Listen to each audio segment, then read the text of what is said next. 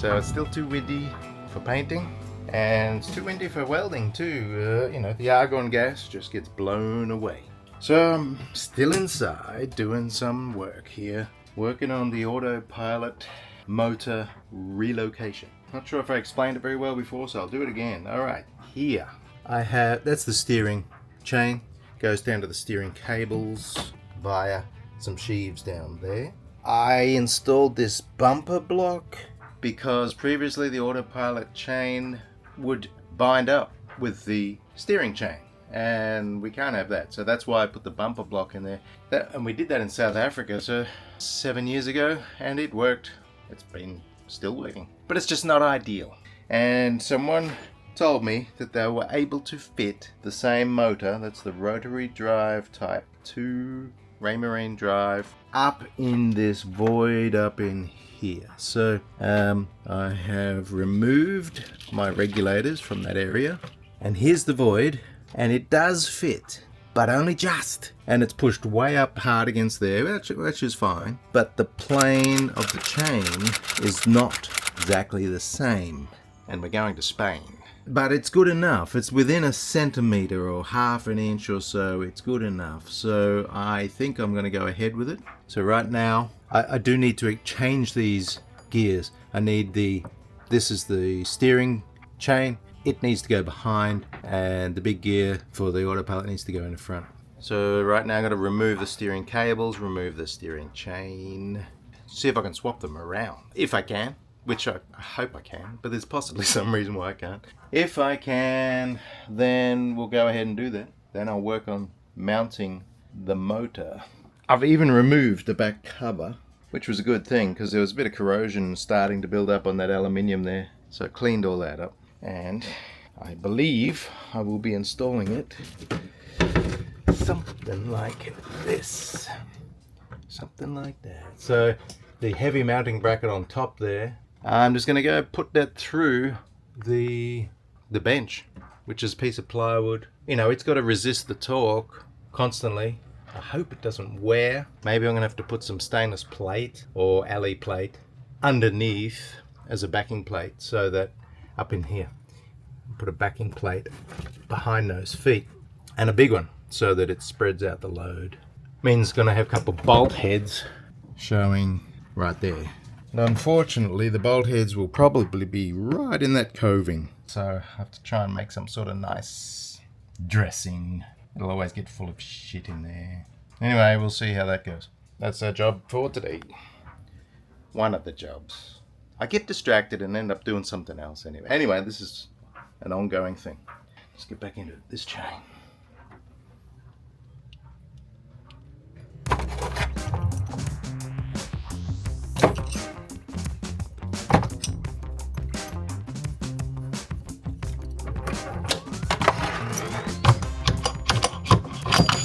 I hate when that lands on the floor. Big dents. God, spiky little bar. So that's about where the larger gear is going to sit. And it's really close to the bottom of the shelf. I'm a little concerned that the chain's going to rub there. I might have to groove it out. I mean, I think it's only 1/4 inch ply. Gah. Let's see, I'll put the chain on it now. Oh, it clears by 1/4 inch. Not even 1/4 inch. 1/8. Well, that's a relief. Obviously, I can't put the chain over the top. I'm going to have to feed it. That's not going to work unless I have the steering disconnected. I was going to say I can't just continually rotate, to get the chain over the top, because we'll run out of rudder. I'm going to have to disconnect the steering to do that. Boats are impossibly...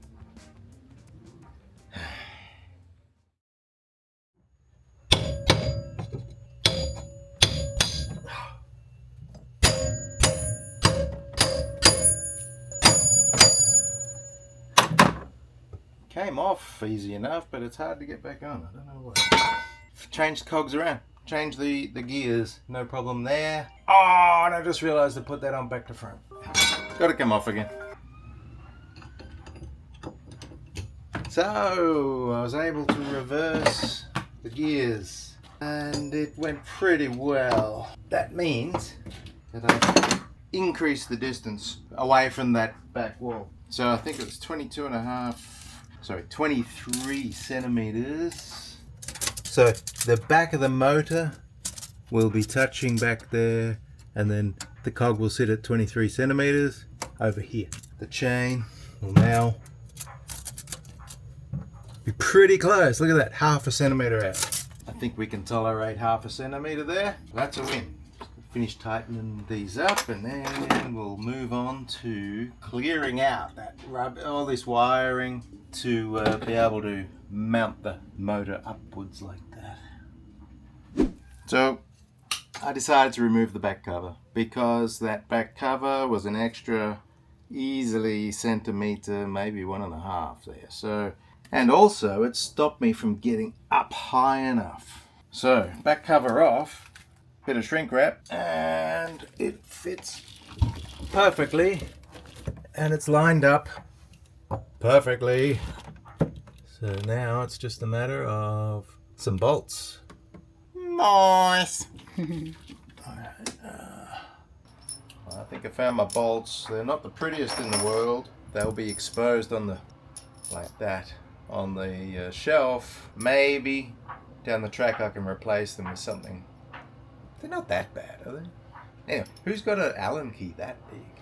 At least I can grip, I guess. That's gonna tear it up though. Anyway, point is, it has to be this fat to make sure there's no wiggle room, you know, for the bracket to move sideways. So that's the ones. Time to drill into my shelf. Alright, let's do it.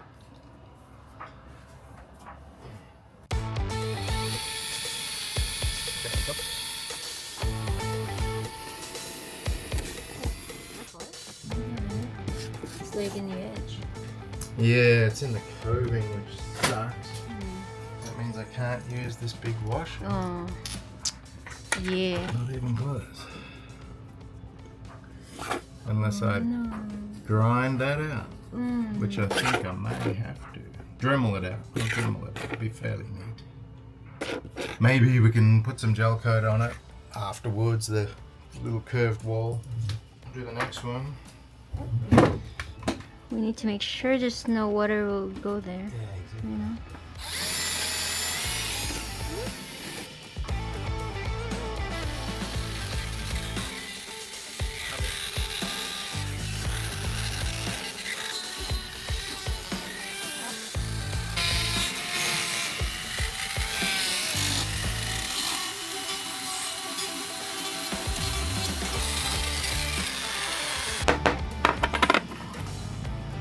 Should work. That's not too ugly.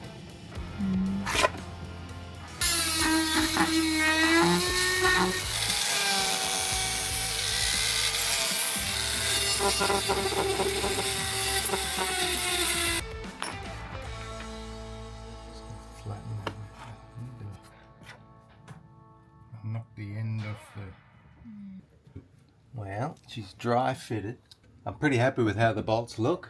They're not too ugly, but there's a lot of force on this bit of plywood, this bench here. Because of the weight of the thing, I guess it will be offset. Anyway, at the back of the motor here, there's two posts, which the screws of the back cover went into. I think I'm gonna drill holes in the cockpit here and put two screws to hold up against the wall there. I think that would be wise, and that'll be totally secure then. That's what I'm gonna do. Getting there. This will be so much nicer.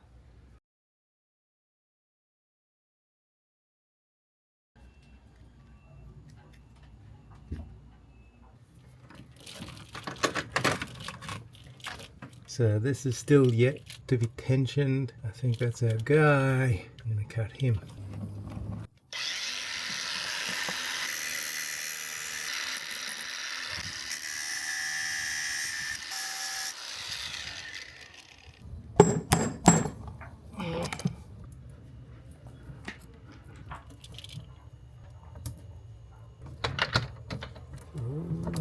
it's a little tighter. That's what I'm scared about. There we go. Yeah. So that's almost perfect tension there actually, but I can slide sideways, you know, it's a tension, so that's good. Oh. There we are. And then there we go. I think that's a good line. It's a good line. And by keeping a little slack, it will help with the line as well. Any unevenness. Oh, I just realized that I can't get to the bolts. I didn't put all the bolts in. I can't put, there's one bolt hole that's full of stainless steel, so I can't do that. But 3 would probably do the trick. Autopilot is installed. Look how that's solid as a rock. I just need a little routing of some of the cabling here.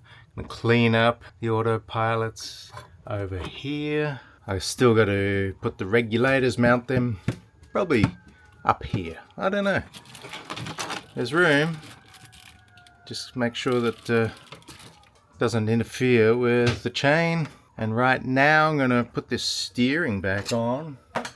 So I'm getting rid of this guy.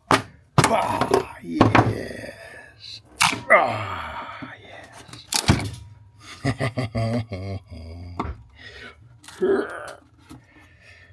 It's going to take 2 hands. I'm sorry, guys. Hard to get good help. Ah. You did serve us well, Mr. Bumper. Glad to get rid of you, though. Hey, crew. Did you know that there's about 60% of you guys that are returning viewers, but not subscribers? It would be so helpful if you could just push that subscribe button. It doesn't cost anything, no commitments, but it would help us out an awful lot. Appreciate it. Cheers. Well, the autopilot is in, and it works. But there's a new problem. It's never a simple solution, as always. You touch one thing, you find 5 more you got to fix. Let me show you what I'm talking about. To start with, let's put this on auto. You'll see the steering wheel move. Autopilot's on. I can turn right a bit, left a bit, back to standby. But my problem I got now. This is the steering quadrant. Now I've got this autopilot. So here's the steering shaft. Previously the autopilot was down south, right? So all the loads, both steering load and autopilot load, went down.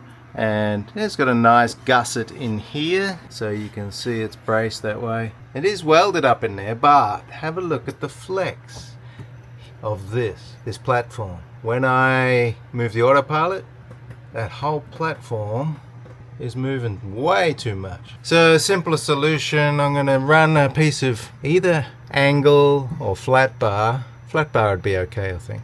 1 bolt, 2 bolts across to here, just to tie this bulkhead just there. There's a little bit of not even half an inch, half a centimeter that I can use. Just a couple bolts, and that should firm things up. That'll firm up, yeah, both directions. That means I've got to take out all of this wiring just so I can get back here. Never a simple job. Never. So this is the end of the second day, and I'm pretty much done, except now I've got this to work with. So this is going to be a 3-day job. Move the autopilot. That's all I wanted to do. Move the autopilot.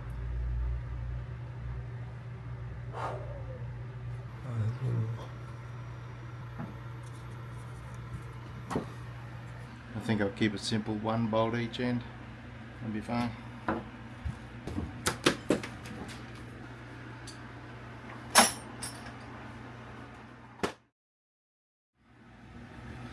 Are you back? Don't look yet. I thought I'd be done, but it ain't done. I put the bracing across, you know, nice solid bolts, but it still moves so much. There's a real twist on this platform, real twist, up and down, up and down.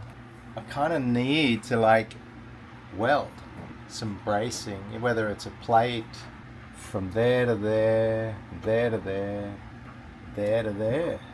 I don't want to be welding. I think that's the only way. There's another day. Oh well, autopilots are all in, sensors are in, the regulator board is in, autopilot is in. Just got this bracing to deal with.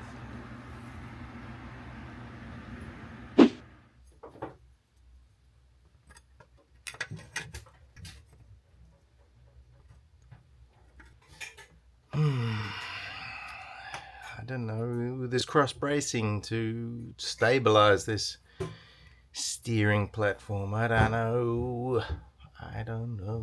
All I've got is this little 1-inch. Looks like 3 mil, I guess. Not even 2 mil. I don't know how many pooftenths that is in American talk, but I'm just thinking one laterally, one vertically, maybe a second one vertically. Obviously the big challenge is getting the welding head in there and being able to maneuver the filler wire. And anyway, we'll just see how we go with that.